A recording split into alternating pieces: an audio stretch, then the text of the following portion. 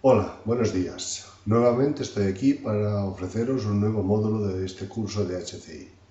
En este caso es el módulo titulado El factor humano y va a ser el módulo más distinto para todos aquellos que vengáis de titulaciones técnicas como por ejemplo los ingenieros informáticos. En este módulo vamos a aprender aspectos relacionados con el comportamiento y la memoria y características de la persona y siempre que sea posible lo voy a relacionar con las implicaciones de distintas fases del diseño. Por su extensión, este módulo lo voy a dividir en tres partes que las tres unidas van a formar un solo módulo. Bueno, para empezar, y a modo de presentación, voy a hacer alguna reflexión. Por ejemplo, la cual estamos convencidos que antiguamente los diseñadores de interfaces nunca daban importancia alguna al elemento humano.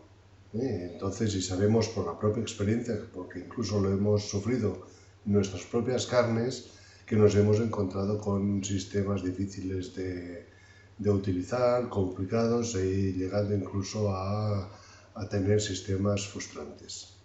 Con lo cual, pensamos que es importante conocer los aspectos humanos de la interacción, todo aquello que interviene en la interacción, sobre todo porque lo que queremos es mejorarla. ¿Cuáles van a ser los objetivos de este módulo? Pues principalmente me voy a centrar en conocer los tipos de percepciones, cuáles son los más relevantes desde el punto de vista interactivo. Después vamos a conocer cómo se ha realizado el proceso de comprensión y los modelos de memoria.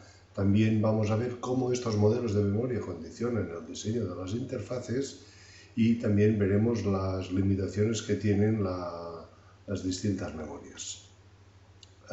Voy a empezar con una serie de puntos extraídos del enlace que podéis ver aquí abajo, que serían los puntos que definen el punto de vista de la psicología desde el diseño de la experiencia de usuario. El primero, todos estos puntos los pongo porque son puntos que creo que nos van a servir después para tener en cuenta cuando diseñemos interfaces.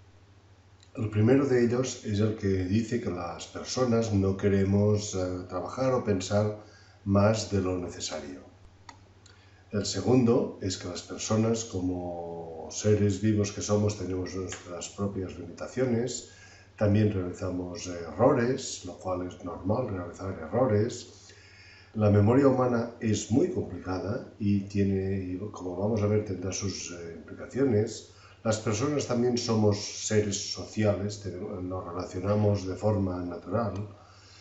Las personas tenemos la atención la atención en cuanto a aquello a lo que paramos atención, aquello que nos interesa más. Hay cosas que nos llaman más la atención que otras, ¿no? Y este es un aspecto clave, como vamos a ver, en el diseño de interfaces de usuario. Las personas anhelamos información. Lo que queremos es mucha información y deberemos tenerlo en cuenta también. Después también, como ya vimos en el módulo de captura de requisitos, las personas procesamos de forma inconsciente mucha parte de esa información. También lo vimos en ese módulo, es que cada uno de nosotros nos creamos nuestro propio modelo mental del funcionamiento de las cosas.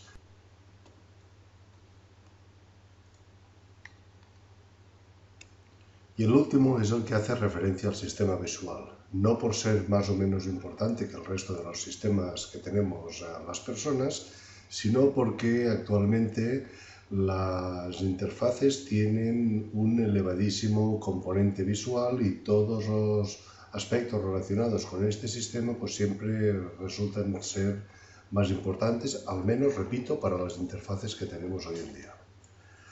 En esta imagen os muestro también pues, más o menos un poco lo mismo, ¿no? Es lo que os intento transmitir antes de empezar con el tema. Es intentar ver el punto de vista de la psicología del diseño de la experiencia de usuario.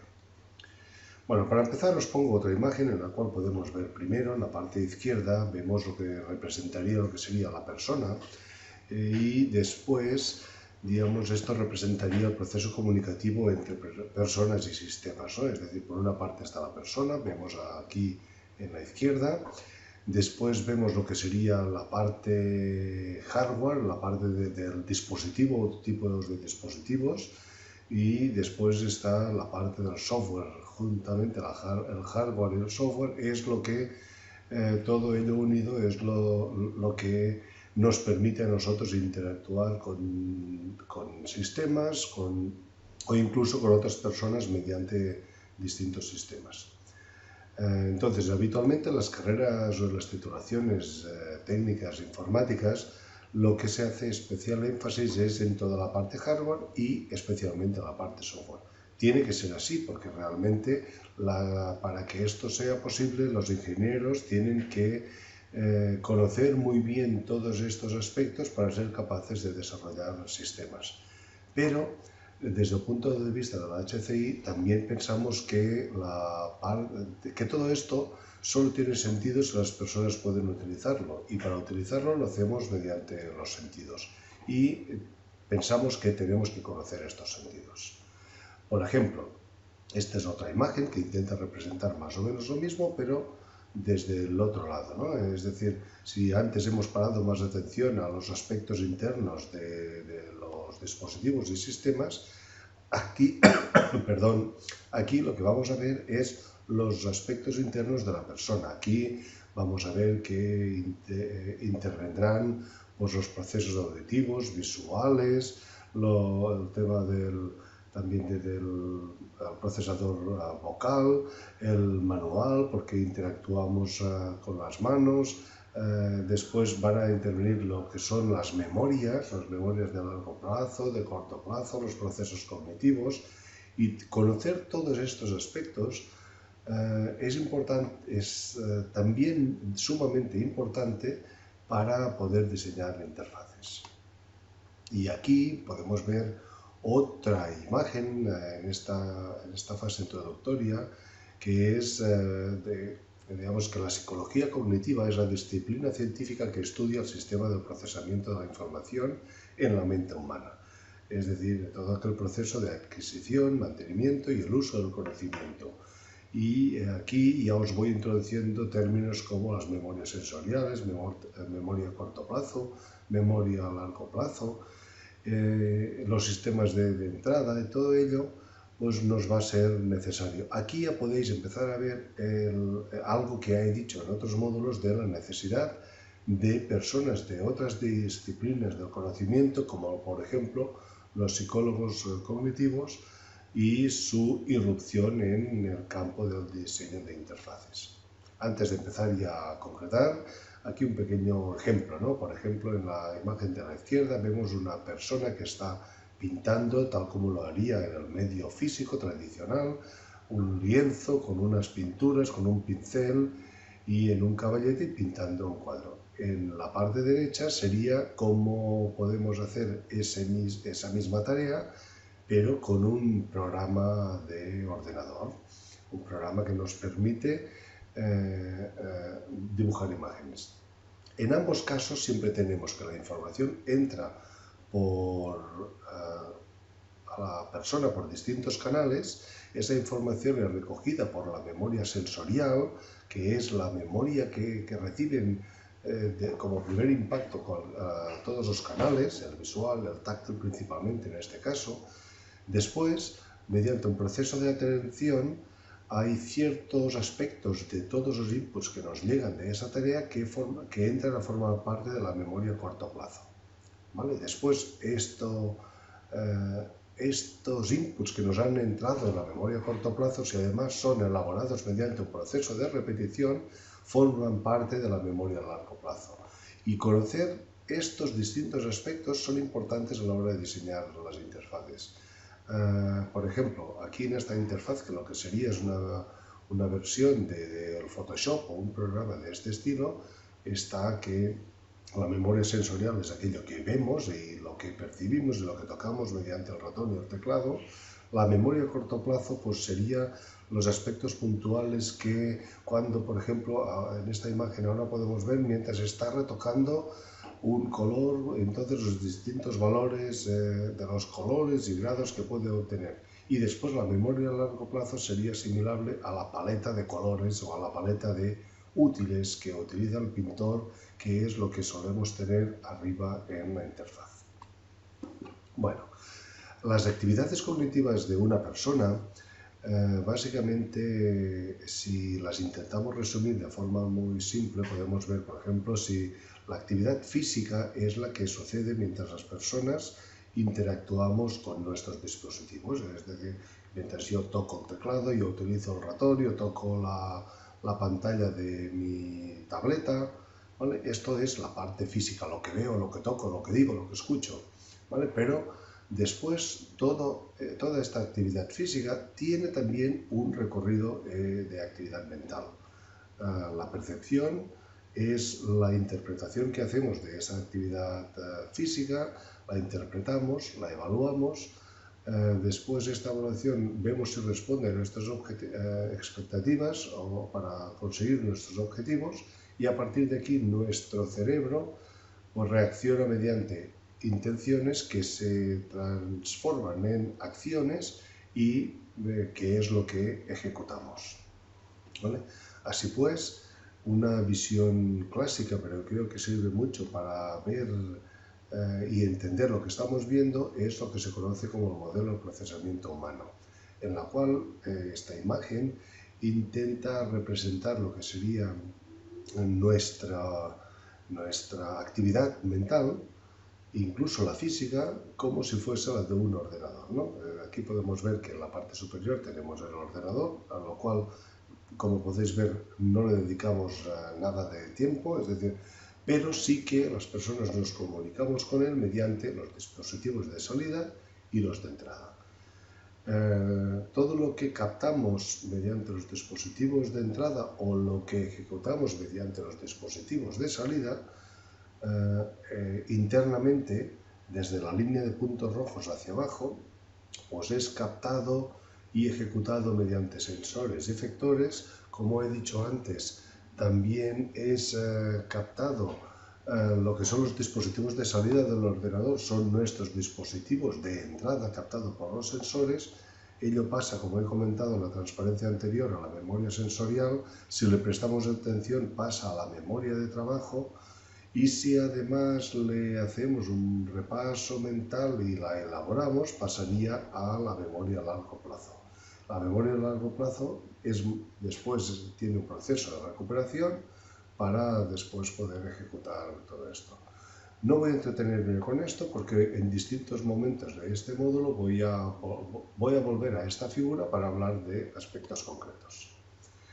Este modelo de procesamiento humano a muy alto nivel podemos describir lo que he comentado antes, ¿no? Que describe una persona como si fuese un procesador o un ordenador, en el cual hemos visto que hay dos partes: las memorias, los procesadores, los principios de operación, y tres subsistemas, que son el subsistema o el sistema perceptivo, es los sensores, lo que directamente tocamos o vemos o escuchamos; el sistema cognitivo, que es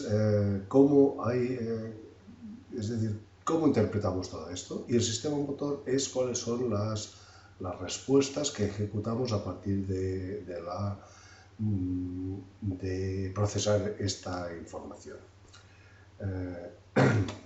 Entonces, en relación a las memorias, lo que tenemos o deberemos tener en cuenta es también que las memorias van a estar condicionadas por su capacidad de almacenamiento, el tiempo de decaída, o sea, el tiempo a partir del cual pues ya perdemos información, algo que ha entrado en una memoria pues ya no está en ella. Y después también el tipo principal de código, si es visual, si es físico, si es auditivo. Digamos, todo ello va a condicionar la parte de la memoria, y ello va a tener en un momento u otro condicionantes a nivel de diseño de interfaces. Bueno, vamos para empezar. Vuelvo a la figura anterior y vemos aquí pues el primer nivel de lo que sería la parte interna de la persona, los sensores y efectores. Voy a hacer un repaso a esta parte, para después pasar más tarde a las otras partes. Bueno, los sistemas sensoriales.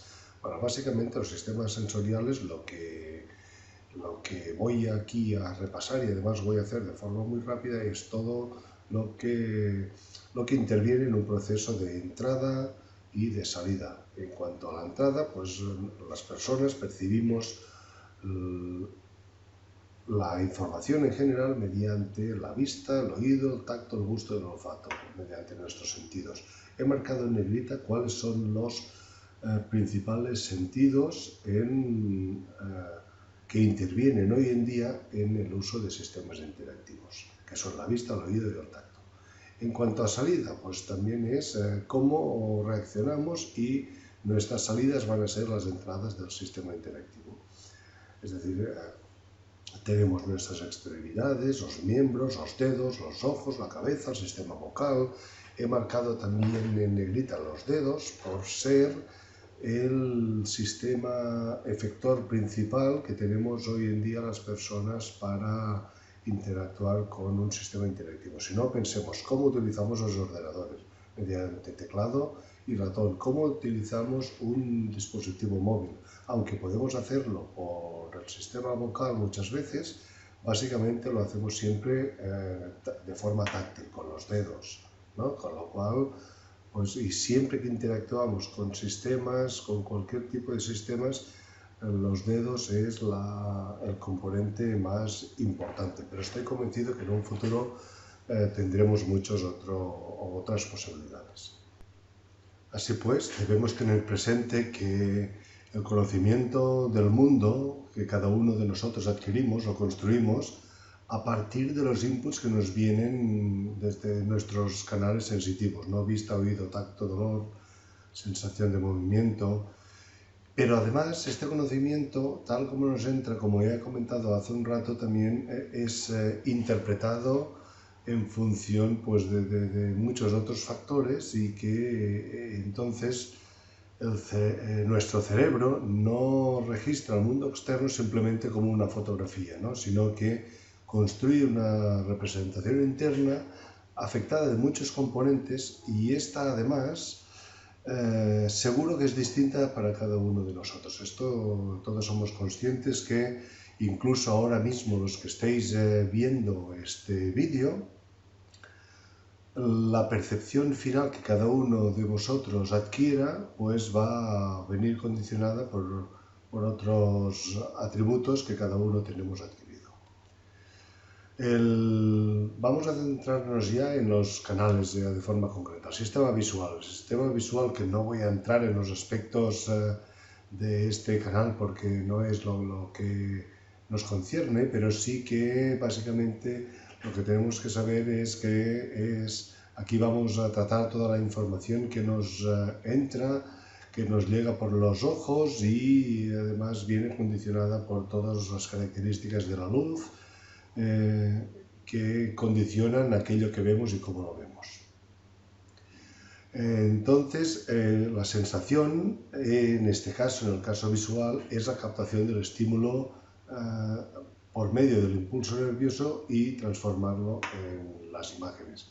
Y después la percepción es la asignación de significado. Estos dos conceptos, aunque ahora los estamos viendo aquí cuando estoy explicando la parte visual, esto pasa con todos los sentidos, ¿no? Por el sentido correspondiente captamos los estímulos, en este caso visuales, pero con los otros sentidos, los otros estímulos, y la percepción es la transformación que hace nuestro cerebro de esos estímulos, asignándoles un significado. Y esta es la parte que yo decía, que la captación del estímulo es exactamente la misma para todos los que captemos el mismo estímulo, pero la asociación de significado puede ser completamente distinta, incluso muchas veces opuesta.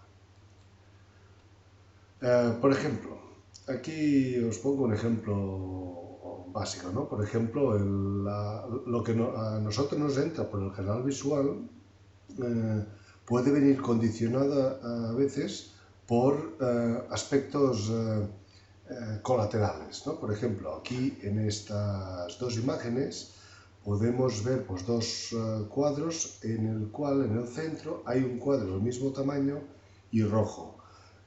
Aquellos que estéis viendo el vídeo con una pantalla de buena calidad, veréis que el cuadro rojo de la imagen de la derecha es de una tonalidad más clara, o parece que sea de una tonalidad más clara que el cuadro rojo del cuadrado de la izquierda. Mientras que, ahora que los he unido, podemos ver claramente que exactamente los dos tienen la misma tonalidad. ¿Qué quiero indicar con esto? Que es que el mismo estímulo, aparte de la interpretación que nosotros le hagamos, también puede verse variado la interpretación que le demos por lo que le rodea, como este caso tan gráfico que os he mostrado. Otros aspectos relacionados con los estímulos visuales es, por ejemplo, las limitaciones en función de distintas características. Por ejemplo, los colores pálidos, que es lo primero que veríamos arriba, el paleness, es digamos que los colores pálidos o menos saturados, digamos, dos colores cuanto más pálidos sean, más difíciles son de percibir, con lo cual puede ser que si utilizamos este recurso en alguna parte de la interfaz, pues puede que incluso que pueda pasar como desapercibido. Después, otro aspecto que afecta a la interpretación del color es el tamaño. El tamaño, es decir, cuanto más pequeño sea el elemento que veamos, más difícil va a ser distinguir entre tonalidades distintas. El ejemplo que vemos aquí a la derecha pasa exactamente lo mismo. Vemos unos rectángulos y cuadrados del mismo color arriba y del mismo color abajo, y que como más pequeño se hace, más difícil se hace de distinguir que son colores distintos. Otro aspecto es la separación. En el último caso, la separación entre dos elementos también dificulta en la interpretación de que son colores distintos. ¿Y por qué es importante esto en un sistema de interfaces, en nuestras interfaces? ¿Por qué os cuento esto?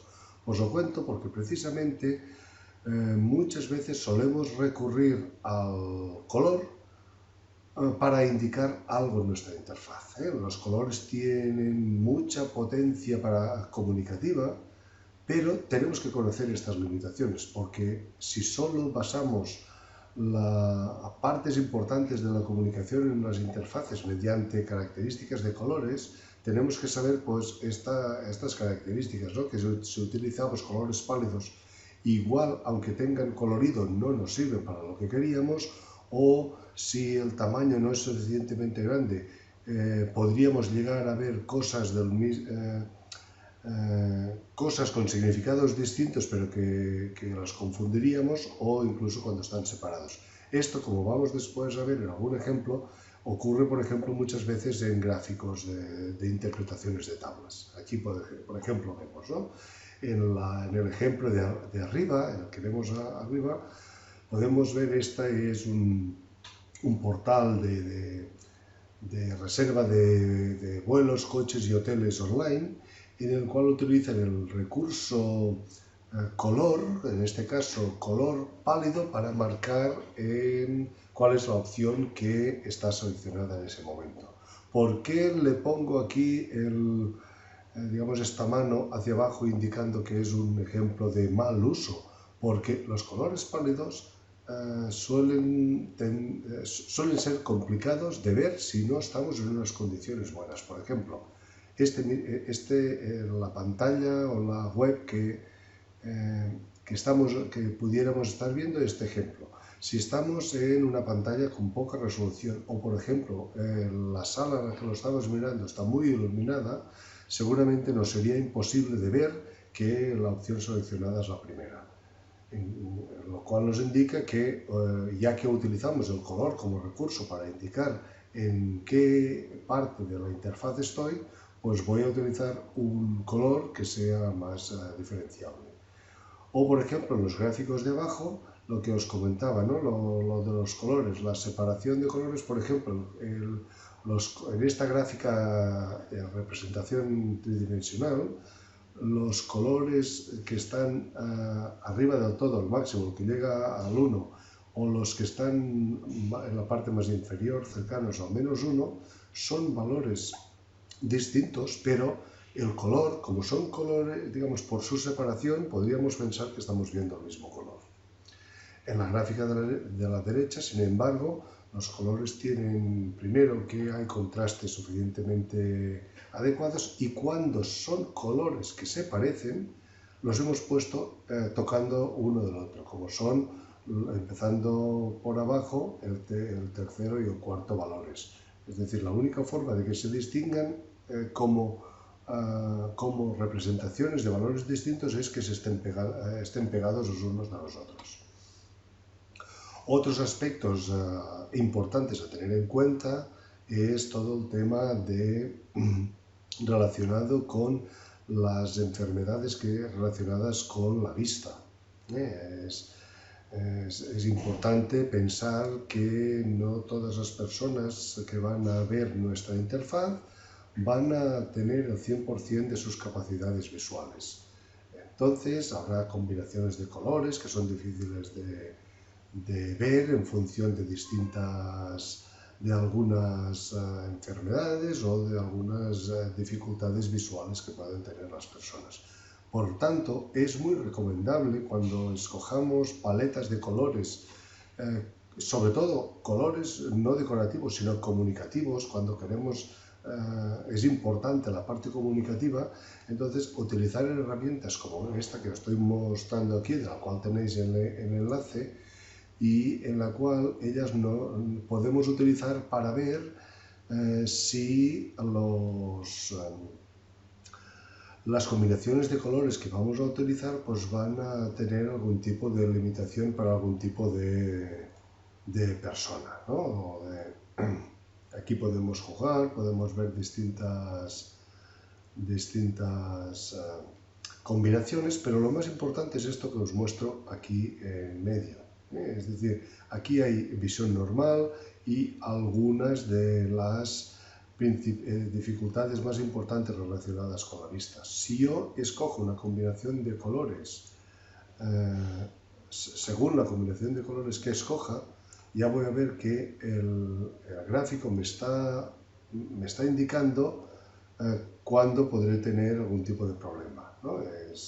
Digamos, a partir de aquí podemos ver, pues, por ejemplo, en estas combinaciones de colores cuándo habrá problemas o no. Digamos que con herramientas tan fáciles como estas somos capaces de poder escoger combinaciones de colores que además sean visibles para todo el mundo. Después están los factores externos. El sistema visual, como hemos dicho, es muy importante porque las interfaces son muy visuales, pero también tienen muchas otras características. Y una son los factores externos, como es, por ejemplo, la variación de colores entre distintos displays o monitores o proyectores, ¿no? Es, por ejemplo, habitual, por ejemplo, los que somos profesores que solemos preparar presentaciones como la que os estoy mostrando en nuestro despacho, que lo vemos con un monitor de muy buena calidad, pero después llegamos al aula a contar lo que queremos contar y ¿qué nos encontramos? Nos encontramos muchas veces que la resolución del proyector es bastante menor a la que nosotros tenemos. Con lo cual ya hay aspectos a veces en el momento de proyectar que a veces les tenemos que decir a los estudiantes: uy, esto en mi monitor se veía perfectamente, pero ahora aquí no se distinguen estos colores. Y esto además se ve agravado si además le incluimos que, por ejemplo, esa misma aula pues puede tener unos ventanales por los cuales llega mucha luz, y sobre todo en ciertas horas del día que puede ser que la intensidad de luz que llegue sea muy considerable, ¿no? Entonces todos estos aspectos también tenemos que tenerlos en cuenta. ¿Y esto quiere decir que no podamos utilizar todo tipo de recursos? No, pero que debemos tener presente que, por ejemplo, hay colores que funcionan bien y colores que funcionan menos bien. Por ejemplo, aquí os muestro unas muy pocas recomendaciones. Por ejemplo, utilizar colores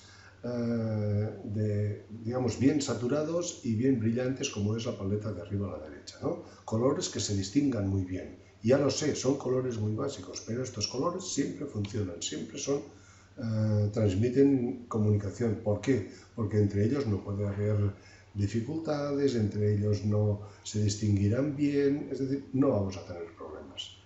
Después también debemos utilizar o evitar utilizar colores que, lo que he dicho antes, ¿no? Que en función de algún tipo de discapacidad, pues haya tipos de personas que no puedan ver. O utilizar combinaciones de colores que se distinguen bien, ¿eh? Por ejemplo, aquí podemos ver la segunda de las imágenes en la derecha, vemos colores que funcionan y colores que no funcionan. Esto, por ejemplo, funciona tanto en imágenes como en texto. En texto quizás más, ¿no? Es decir, todos sabemos que si yo utilizo para comunicar un texto negro, como es esta transparencia con un fondo blanco, esto funciona siempre.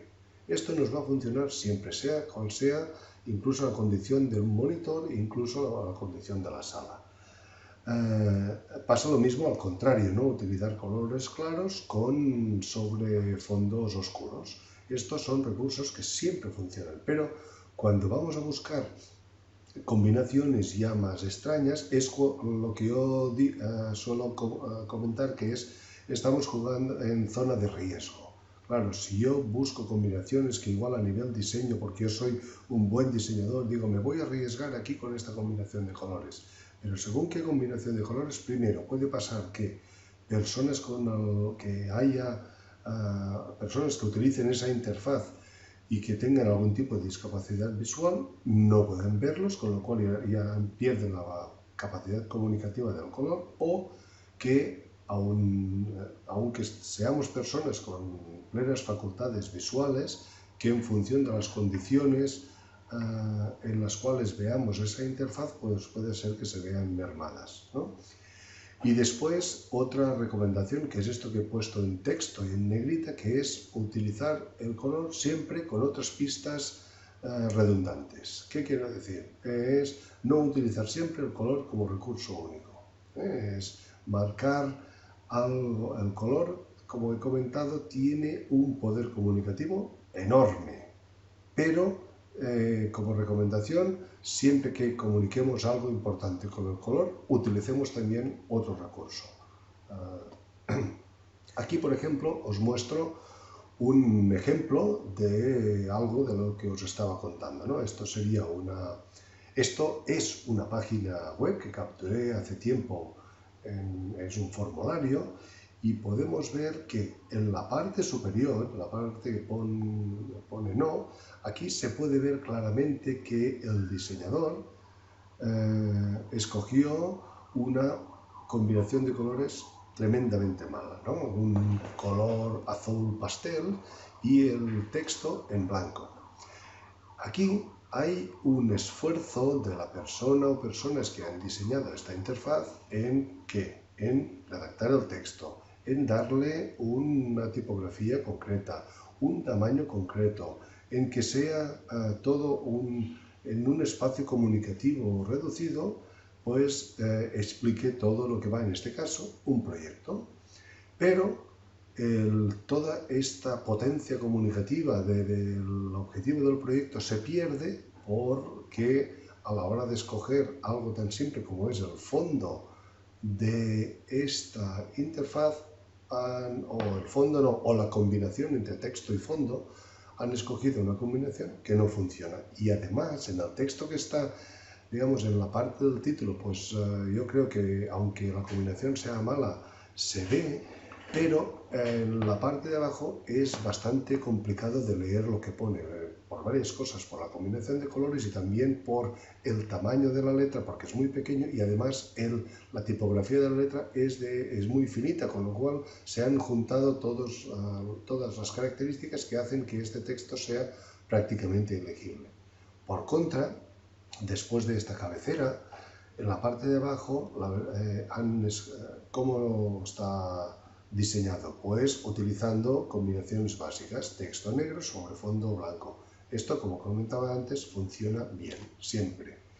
Otro ejemplo, un ejemplo de hace un tiempo. Estas son capturas de pantalla que hice yo mismo mientras estaba comprando unos billetes para ir al AVE, coger el tren AVE desde Lleida a Madrid.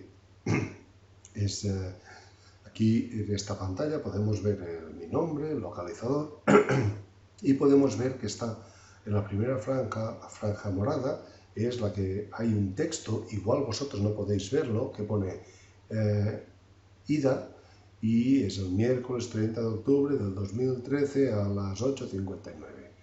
Y abajo están las características de este texto, de la ida.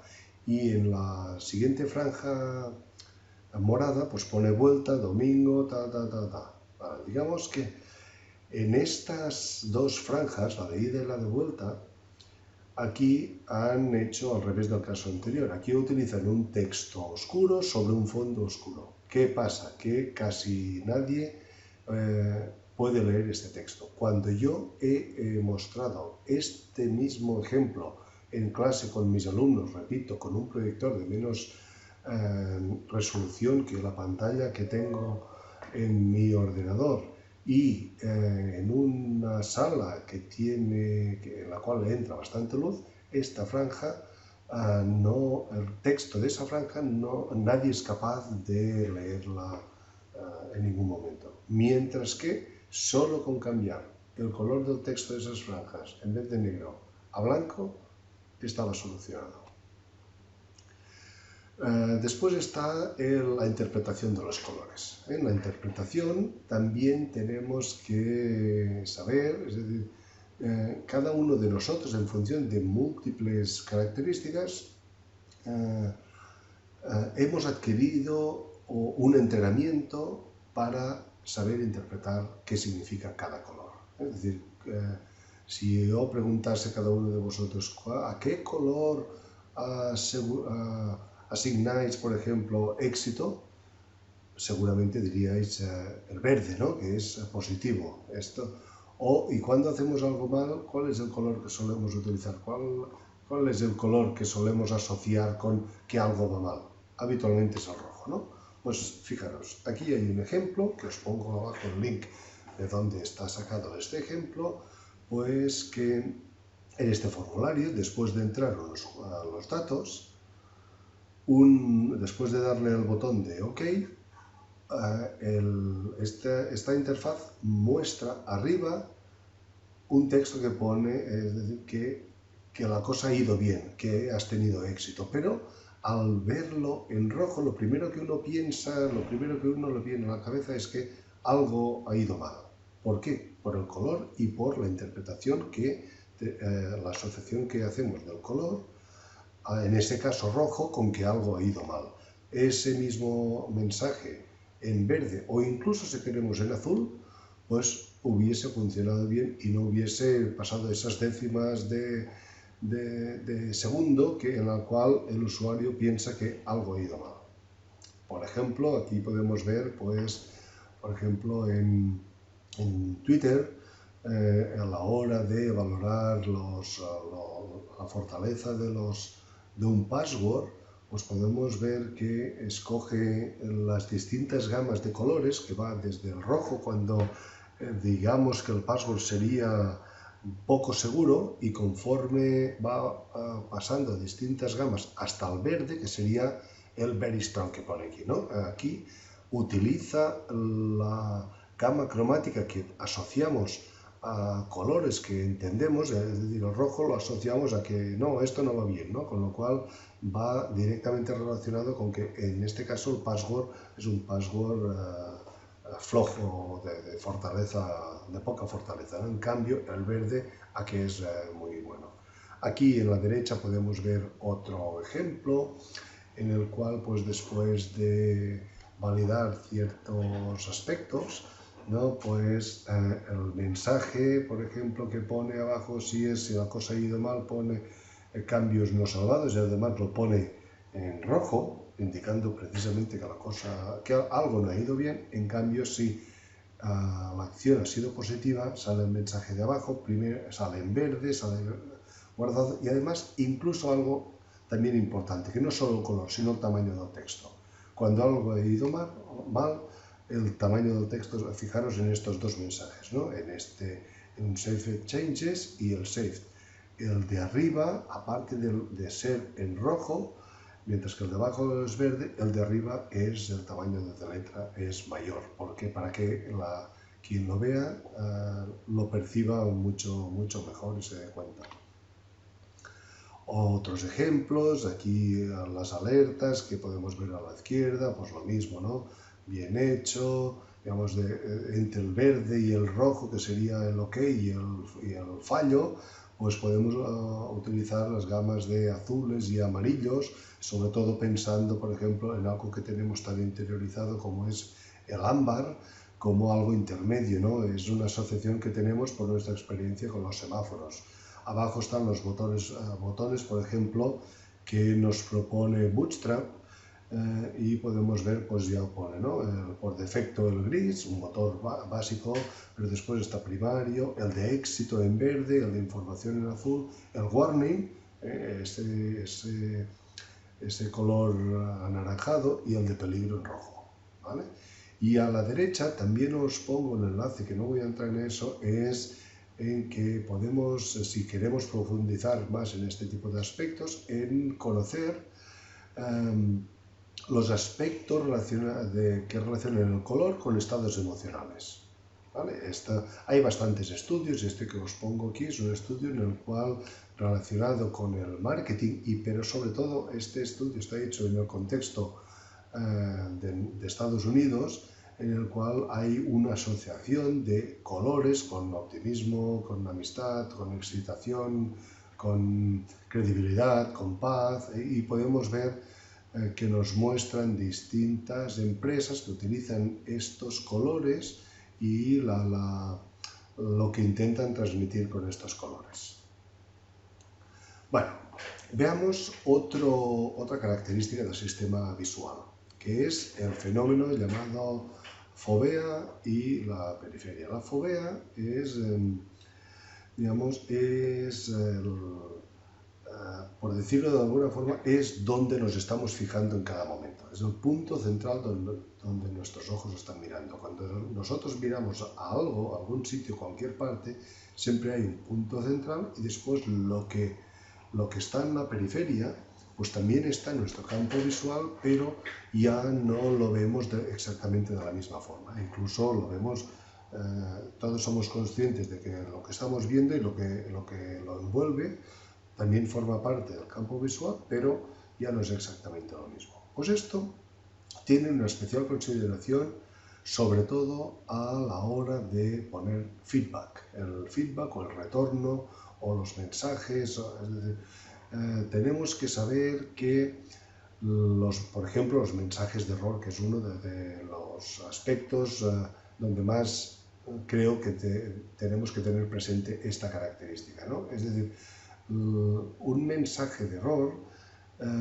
si queremos que el usuario lo perciba, cualquier mensaje, pero no es de error más, es decir, si cuanto más cerca lo pongamos de donde se produce la acción, o sea, del punto central donde estamos mirando, más nos aseguraremos de que el usuario lo vea. Por ejemplo, aquí un ejemplo en el cual no funciona, podemos ver aquí en este formulario online, una persona va llenando estos campos de username y password, y aquí le da al sign in, ¿no? Aquí está el botón. Si aquí está el botón, eso quiere decir que en el momento de hacer clic, la persona está enfocando aquí, ¿eh? El punto central es este, nuestra fovea es aquí. Si esto va mal, ¿por qué le ponemos el error aquí arriba? Aunque esté en rojo, ¿vale? Pero como yo estoy mirando aquí, cuanto más cerca ponga el mensaje de error de donde está el botón, más me aseguraré de que la persona sea capaz de verlo.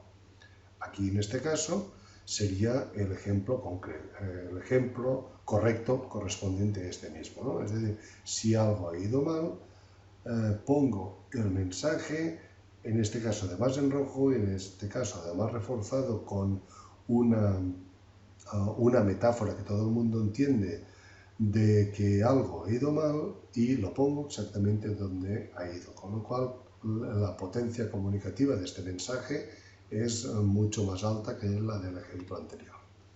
Ya que he hablado de símbolos y metáforas, pues también es algo que debemos aprovechar. Aprovechar los símbolos, las metáforas visuales, objetos del día a día que la gente conoce por otros ámbitos y que son un recurso súper bueno, excelente para ayudar a comunicar. Utilizar, por ejemplo, algo que se ha utilizado mucho, es utilizar las señales de tráfico para indicar pues, aspectos informativos, aspectos sobre todo de peligro o de posible peligro, para ayudar a comunicar. Es algo que, como tenemos asociado ciertos símbolos a ciertos mensajes comunicativos, pues es una forma de reforzar el mensaje. Pero en esto tenemos que tener en cuenta que que no lo vamos a tratar en este curso, pero a veces diseñamos interfaces que van a ser visualizadas no solo en nuestro contexto, sino en un contexto más amplio y en culturas distintas. Y puede ser que la interpretación de los símbolos y o colores pues sean distintos. Por ejemplo, algo que he dicho antes, que el rojo en nuestra cultura lo asociamos con el rojo, en otras culturas, como por ejemplo la China, el rojo siempre es visto como un color muy positivo, con lo cual aquí la interpretación o el aspecto que le queramos dar al rojo pues cambiaría completamente, o podría cambiar completamente. ¿Dónde aplicaremos este tipo de aspectos? Pues, por ejemplo, si a veces, por ejemplo, cuando usamos, si queremos hacer que la parte comunicativa sea incluso más fuerte, vamos a utilizar recursos más fuertes, pues podemos utilizar mensajes pop-up, podemos reforzar el mensaje comunicativo también con un sonido, es decir, ya sea con los sonidos básicos de un ordenador o con algo ya más potente, o incluso ya recursos de utilizar mensajes que parpadean o que se mueven, no sé qué, pero para captar la atención cuando es algo súper importante o catastrófico. Pero esto es lo que aquí en esta frase he puesto, es lo que llamaríamos artillería pesada, lo que sería utilizar pues recursos de muy alto poder captativo visual, ¿no? Ya sea pop-ups, además con sonidos y con mensajes que parpadean o que se mueven. Digamos, utilicemos la artillería pesada solo en casos críticos, porque si lo utilizamos de forma regular, entonces lo que transmitimos es al contrario, es primero pesadez y incluso ningunear el mensaje a partir de que lo hayamos visto 2 o 3 veces. Bueno, visto ya el sistema visual, que es al que he dedicado más tiempo, vamos a ver ahora el sistema auditivo. El sistema auditivo, pues, ¿por qué pensamos que puede ser importante? Pues, por ejemplo, cada vez son más importante el sistema auditivo, sobre todo, por ejemplo, en los menús auditivos, ¿no? ¿Y cuándo hay ejemplos de menús auditivos? Todos tenemos menús auditivos, interactuamos con menús auditivos, aunque no seamos conscientes, yo diría que a diario. Por ejemplo, cuando uno llama a su operador telefónico porque tiene que hacer alguna consulta o tiene alguna queja o algo no le va bien, pues nos encontramos con una voz que nos va cantando de distintas opciones. Eso es un menú auditivo. Los menús auditivos son distintos de los menús visuales. ¿Por qué? Porque solo nos entran por el sentido auditivo, no hay el refuerzo visual y entonces además tenemos que acordarnos de lo que nos va diciendo, con lo cual el número la sobrecarga cognitiva que tiene que hacer nuestro cerebro es mucho más alta, ¿no? Además, muchas veces el menú auditivo suele verse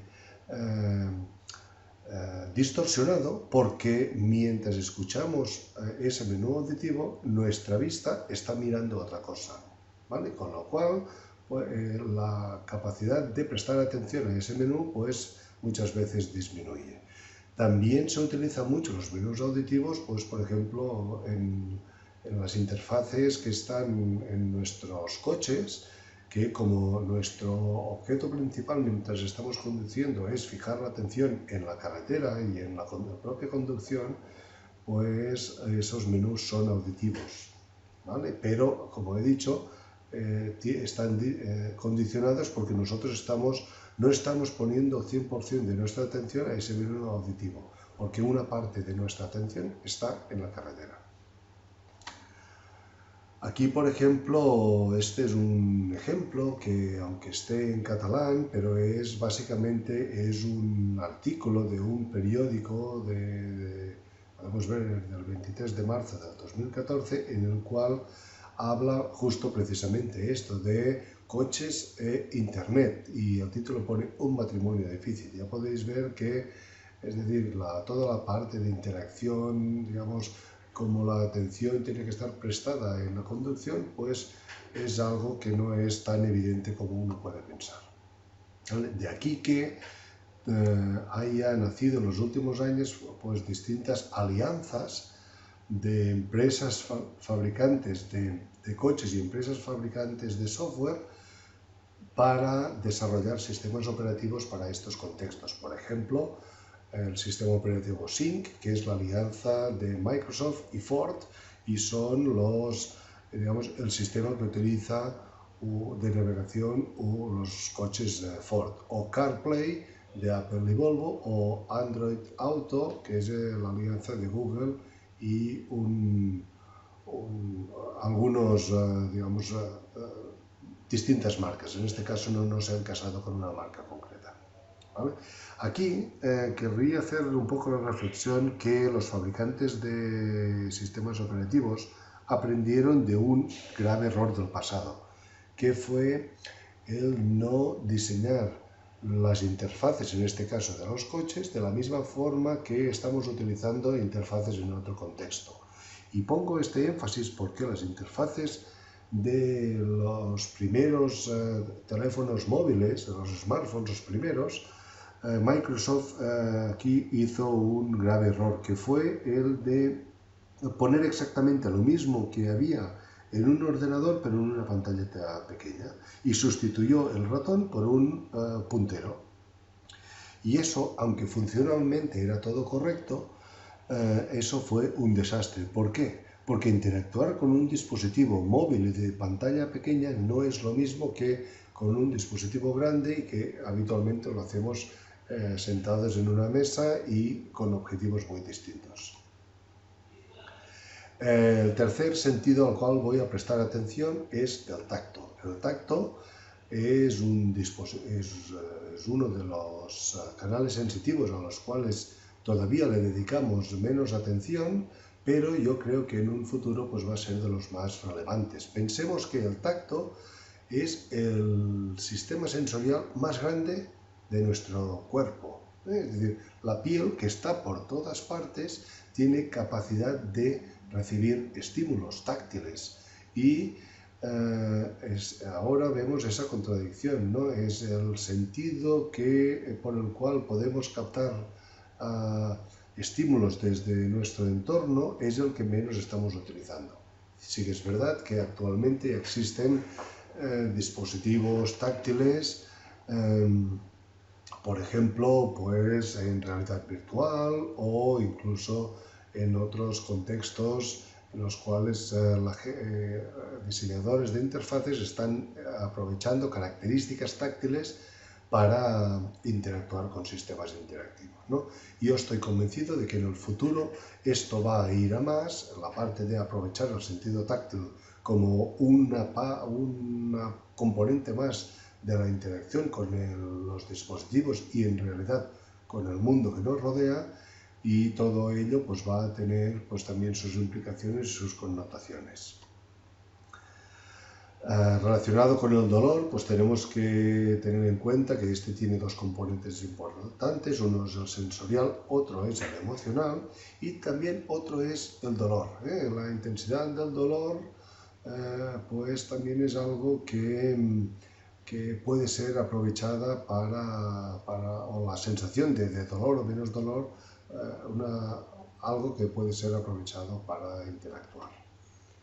Y también la temperatura, ¿no? Y somos capaces de percibir entre grados de temperatura. No vamos a ser capaces de decir exactamente a qué temperatura estamos, pero sí si uno está congelado, si quema, si está muy caliente, si está muy frío, si está más o menos intermedio.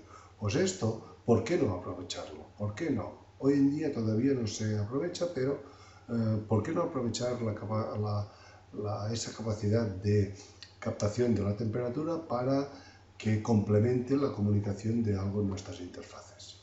Y por último, ya para acabar, el último de los sentidos, que es el del olfato, ¿vale? El sentido olfativo, que ya se ha experimentado con ello pues en realidad virtual, pues puede ser, por ejemplo, utilizado en interfaces de realidad virtual o de interfaces emocionales en las cuales podemos complementar aquello que estamos viendo con otro de los sentidos que también podemos utilizar, que es el olfato, ¿no? Es decir, muchas veces cuando en la vida diaria, es decir, a veces entrar en un coche nuevo, ese olor a coche nuevo, ¿no? Eso es algo que te transmite una parte de la comunicación. Entrar a una bodega de vinos, ese olor a vino es una parte comunicativa, ¿no?